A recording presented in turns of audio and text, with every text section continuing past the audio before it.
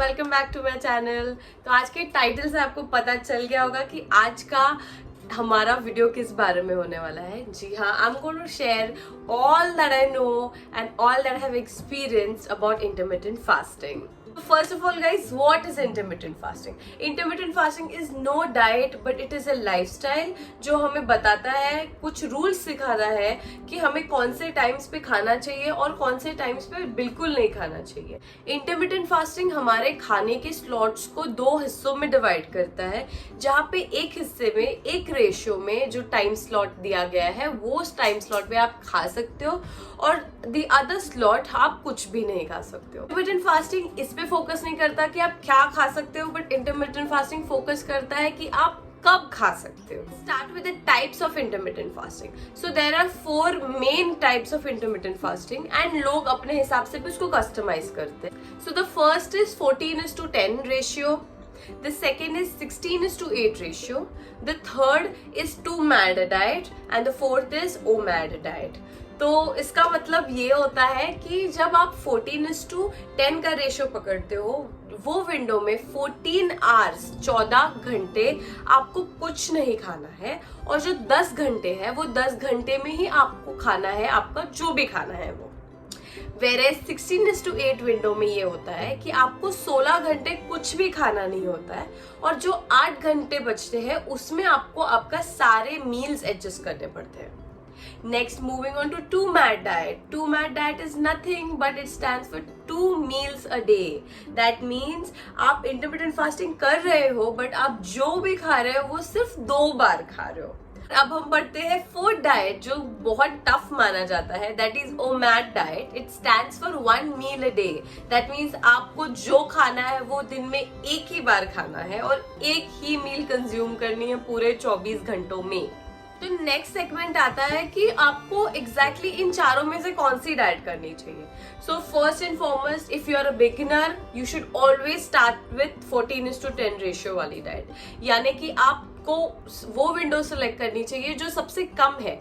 और इसका एक फायदा ये है कि जो आप 14 आवर्स जो आप डाइट कर रहे हो, जो आप फास्टिंग कर रहे हो, वो 14 आवर्स आपके आधा टाइम उसमें तो उसका तो सोने में चला जाता है दिन का, तो you don't have to fast yourself a lot. तो आप ये कर सकते हो कि आप ये विंडो से स्टार्ट कर सकते हो and then you can move on to the 16:8 ratio, जहां पे आप 16 घंटे कुछ नहीं खाओगे और 8 घंटे खाओगे। सो फ्रेंड्स, एक चीज ये सारे इंटरमिटेंट फास्टिंग की ये है कि आपको विद टाइम आपकी बॉडी एडजस्ट कर लेती है ये फास्टिंग और ईटिंग पैटर्न्स को, और इससे बहुत फायदे हैं जो कि मैं आपको आगे बताऊंगी इस वीडियो में। The next question will be कि हमें एग्जैक्टली क्या खाना चाहिए और क्या नहीं खाना चाहिए। तो गाइज, इंटरमिटेंट फास्टिंग के कोई भी रूल्स नहीं दिए गए हैं जहाँ पे उन्होंने बताया कि आपको क्या खाना चाहिए क्या नहीं खाना चाहिए, बट हाँ, आपके फास्टिंग पीरियड में आप कुछ भी नहीं खा सकते हो except for black coffee and green tea and black T. आप कोई भी डेयरी प्रोडक्ट्स या कोई भी ड्रिंक या फूड कंज्यूम नहीं कर सकते हो जिसमें कैलोरीज होते हैं। So all of the others that I stated are 0 calorie drinks. आप सिर्फ वही कंज्यूम कर सकते हो आपके फास्टिंग विंडो में।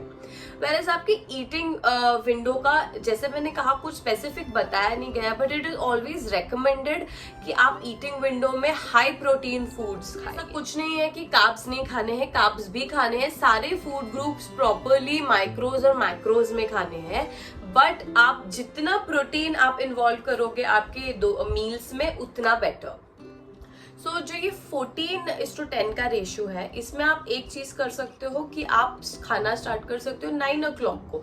अगर आपको बहुत, यू आर अ पर्सन जिसको सुबह बहुत ज्यादा भूख लगती है, तो they can start their first meal by 9 o'clock in the morning, but you have to make sure कि आपका जो लास्ट मील होगा, जो डिनर होगा, ये 7 से पहले होना चाहिए।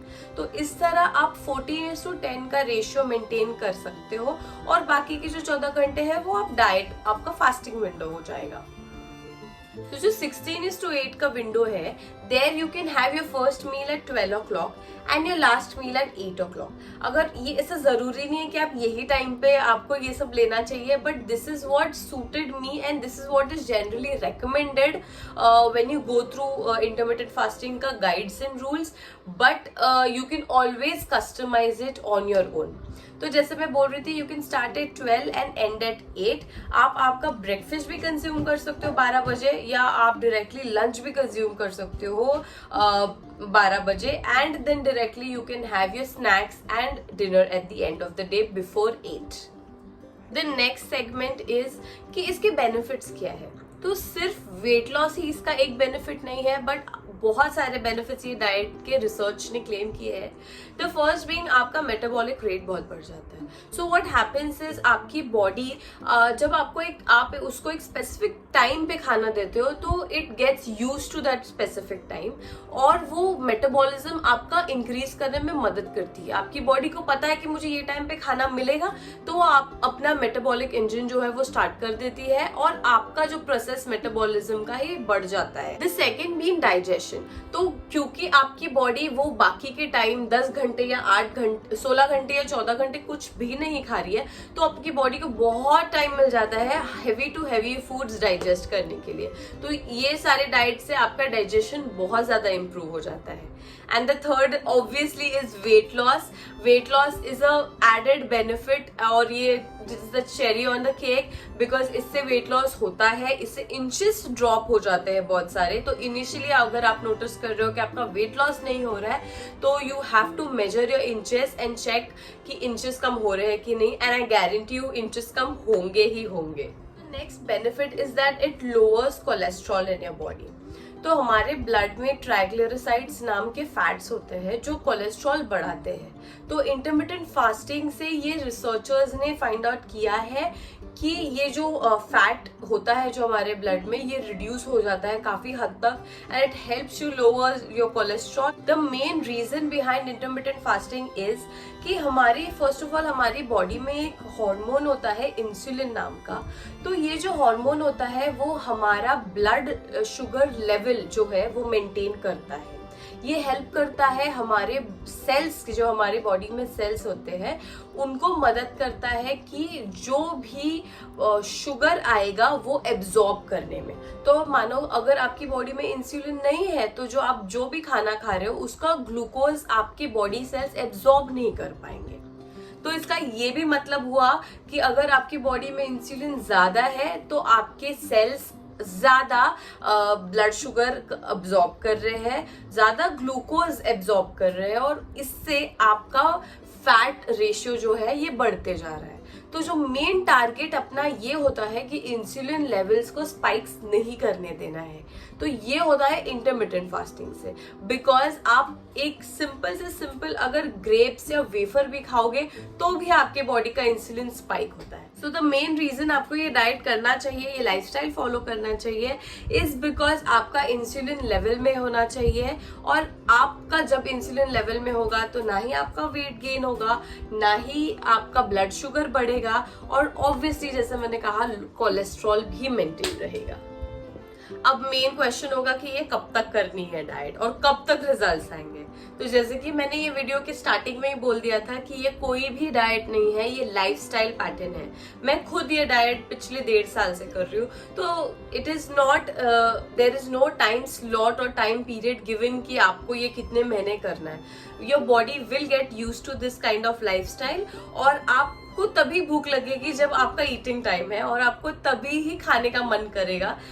ये बहुत टाइमली प्रोसेस है, इसको टाइम लगता है एडजस्ट होने के लिए. आपको आपकी बॉडी को भी टाइम देना पड़ेगा. You can not just expect your body to get used to you fasting for the specific hours. You have to give it time, और ये हमेशा के लिए कंटिन्यू अगर आप करोगे तो आपके लिए बेटर, क्योंकि और नहीं करोगे तो इट डजंट मीन कि आपने जो खोए हुए वेट है वो वापस आ जाएगा. हाँ, वो वापस आ सकता है अगर आप बहुत ज्यादा हैवी अमाउंट्स ऑफ कैलोरी वापस कंज्यूम करने लग गए. बट अगर आप लिमिट में खाओगे, आपके कैलोरी इनटेक के हिसाब से खाओगे, तो ये वेट आपका जो लॉस हुआ है वो वापस गेन नहीं होने वाला.